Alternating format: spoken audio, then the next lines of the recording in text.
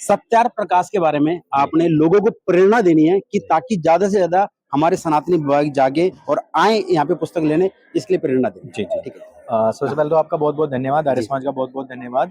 और मैं कहना चाहूंगा कि सत्यार्थ प्रकाश एक ऐसी पुस्तक जिसने कि क्रांतिकारियों को जन्म दिया है, उनकी जन्मदात्री संस्था यदि कोई है तो आर्य समाज है, और उनका जो ग्रंथ है वो क्या है, सत्यार्थ प्रकाश।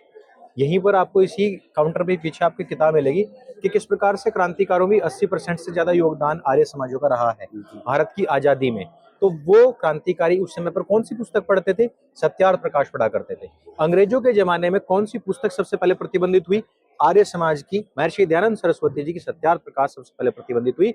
और उसका कारण ये था कि यह पुस्तक स्वराज्य के लिए, उनकी भाषा में कहे तो भड़काने का कार्य करती थी।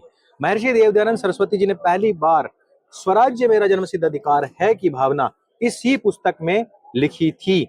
और आपको एक और मजेदार बात बताऊं, हिंदी की सबसे पहली पुस्तक यदि कोई है, हिंदी भाषा की यदि कोई पहली प्रकाशित पुस्तक है तो वह भी सत्यार्थ प्रकाश है।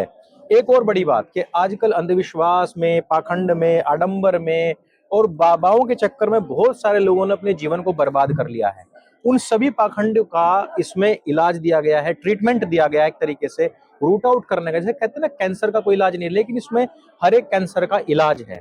उससे बड़ी बात मैं आपको बताता हूँ, आजकल जो है ना, एक्स मुस्लिम का बहुत मुहिम चल रही है, और इस किताब ने आज से तकरीबन 150 साल के पहले वो मुहिम स्टार्ट की थी, और उसका चैप्टर का नंबर है 14।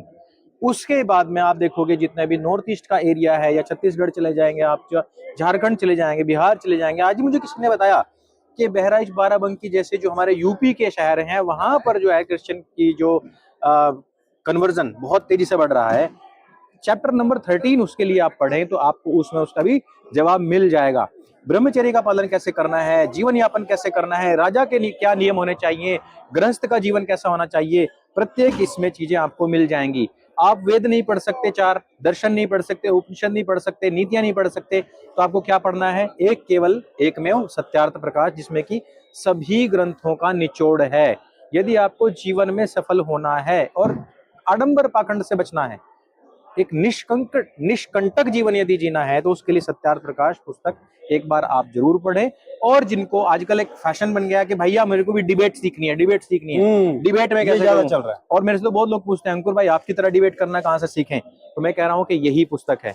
और ये आपको जैसे ही आप यहाँ आएंगे, भारत मंडपम में आप प्रवेश करते हैं, कि जो हॉल नंबर 3 है, 3 का एंट्री जैसे ही आप लेते हैं, वहीं पर एकदम से आर्य समाज का K1 में यहाँ पर आपको एकदम से आर्य समाज का स्टॉल मिल जाएगा, और वहां पर सारी पुस्तकें मिलेंगी।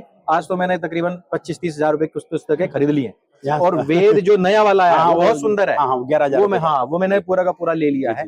तो आप भी यहाँ आ सकते हैं, और ज्यादा भी नहीं, मैं कह रहा हूँ ज्यादा भी नहीं, ये पुस्तक यहाँ पे तो मेरे ख्याल से 20 रुपए की मिल रही है, मात्र 20 रुपए की है, सिर्फ अनुदान राशि प्रचार के लिए लोगों को ये साहित्य पहुंचे। ये और मेरे ख्याल से यहाँ अभी 5000 पुस्तकों का इन्होंने टारगेट बनाया था, लेकिन समय से पहले वो जा चुकी। तो बहुत बहुत धन्यवाद, आपका भी बहुत बहुत धन्यवाद।